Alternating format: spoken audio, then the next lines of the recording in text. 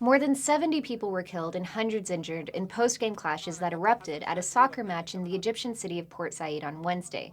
This is being described as the worst case of sports-related violence in the country's history.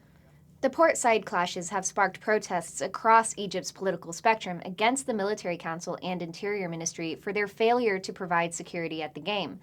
The incident underscores the number one problem facing Egypt in the post-Mubarak era, a general lack of security. And this is going to intensify the debate underway in the country over when and how the military should transfer power to a civilian government.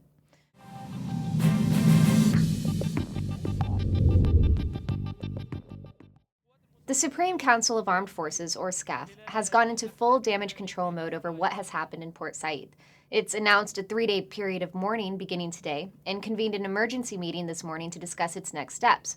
Large protests have already broken out in Cairo and threatened to spread elsewhere in the country as a result of the incident.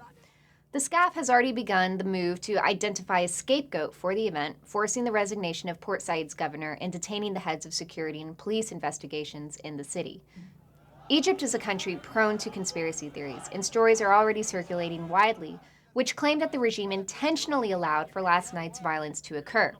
The belief holds that security forces were intentionally understaffed for the event and instructed to stand aside as the Al-Masri team supporters stormed the field after the final whistle.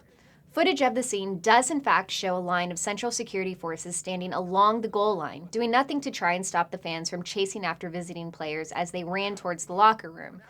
It's unknown exactly what orders were given or why it took so long for security forces to stop the melee, but what matters is the perception. A wide swath of Egyptians believe that this incident was planned by the military as a message for what happens when the regime is weakened.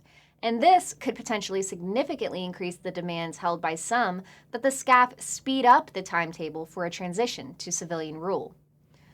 Just as was the case following the Maspero violence in October, the Mohammed Mahmoud Street clashes in November, and the cabinet clashes in December, many Egyptians believe the SCAF will use the Port Said violence to justify a crackdown on dissent. This could mean a re-implementation of the emergency law, which the SCAF finally scrapped shortly before the January 25th anniversary, but also created a big loophole by saying the law would still be applicable in cases it deemed as thuggery. It's not clear yet whether a major security clampdown is in the works, but this incident does play into the regime's long-term narrative, which highlights the critical role the military plays in maintaining the stability of the country, especially in an unstable post-Mubarak political environment. Port Said is going to have a big effect on the debate underway between the various political forces in Egypt over when and potentially if the SCAF should fully transfer power to a civilian government.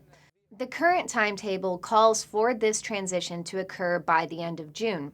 By then, the Shura Council should be elected, the constitution written, and a new president voted in. That's a lot to get done in a relatively short time.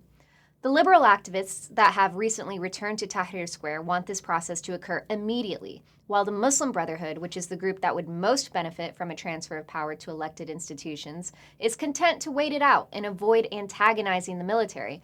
It's going to be key to watch whether the Port Said incident changes the Muslim Brotherhood's calculus on this issue. So far, the Muslim Brotherhood's response has been to firmly criticize both the SCAF and the Interior Ministry and to blame former regime elements for generating a conspiracy to bring about a security vacuum in Egypt. The Brotherhood has not, however, issued any explicit demands that the SCAF speed up the transition process. Were the Brotherhood to shift its stance on the matter, the pressure on the SCAF would grow considerably.